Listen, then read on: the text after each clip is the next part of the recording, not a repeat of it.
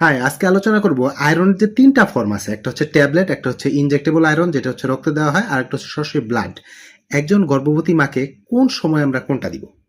এটা নিয়ে আমাদের মধ্যে কনফিউশন আছে। কি কনফিউশন আছে? যে ট্যাবলেট খেলে কি হবে? নাকি একদম ইনজেক্টেবল দিতে হবে নাকি রক্ত দিতে হবে? দেখেন সবচেয়ে বহুল ব্যবহৃত হচ্ছে ট্যাবলেট ফর্মের যে আয়রন, ওরাল আয়রন। এই ওরাল আয়রনটা আমরা দেই ৪ মাস সময় হতে শুরু করে একদম প্রেগন্যান্সির পর পর্যন্ত নরমালি যে কোনো মাকে আমরা দিয়ে থাকি। কিন্তু যদি আপনার হিমোগ্লোবিন লেভেল অনেক কম হয় সেই ক্ষেত্রে কি ওরাল আয়রন কাজ করে? এটা হচ্ছে কোশ্চেন। দেখেন আমরা ওরাল আয়রন দিব হচ্ছে মাইল্ড অ্যানিমিয়ার ক্ষেত্রে, মানে হচ্ছে আপনার হিমোগ্লোবিন 10 বা তার উপরে, সেই ক্ষেত্রে আমরা ওরাল আয়রন দিব।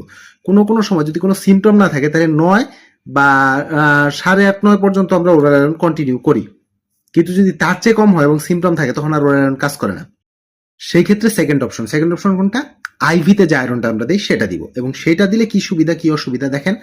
কখন দেয়? যদি আপনি টলারেট করতে পারছেন না ট্যাবলেট খেয়ে, আপনার হজম হচ্ছে না, বমি হচ্ছে, এই ধরনের সমস্যা হচ্ছে, পায়খানার রং কালো হয়ে যাচ্ছে এবং আপনি ভয় পাচ্ছেন এর জন্য, আসলে এটা ভয়ের কিছু না, তাও ভয় পাচ্ছেন, সিমটম ডেভেলপ করতেছে, হিমোগ্লোবিন বাড়তেছে না, আপনি হয়তো বা 2 মাস 3 মাস ট্যাবলেট খাচ্ছেন কিন্তু আপনার হিমোগ্লোবিন যা ছিল তাই, বাড়তেছে না, সেই ক্ষেত্রে তখন আমরা আইভিতে দিব এবং এটা থার্ড ট্রাইমেস্টারে দিলে আরো ভালো কাজ করে, কারণ এটা যথেষ্ট দ্রুত হিমোগ্লোবিনটা বাড়ায় দেয়।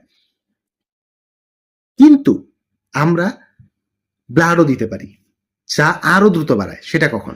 যখন সেভিয়ার এনিমিয়া থাকে, অর্থাৎ হিমোগ্লোবিন 7 বা তার চেয়ে কম, তখন আমরা দিতে পারি। আর কখন দিতে পারি? যখন আমাদের রোগী টার্মে চলে গেছে, তার ডেলিভারির সময় চলে আসছে, হিমোগ্লোবিন কম, পারতেছে না, সেই সময় আমরা দিতে পারি। কারণ এটা ম্যাজিকের মতো বাড়ায়। আজকে আপনি 1 ব্যাগ ব্লাড দিবেন, কালকে আপনার হিমোগ্লোবিন দেখা যাবে 1 বেড়ে গেছে।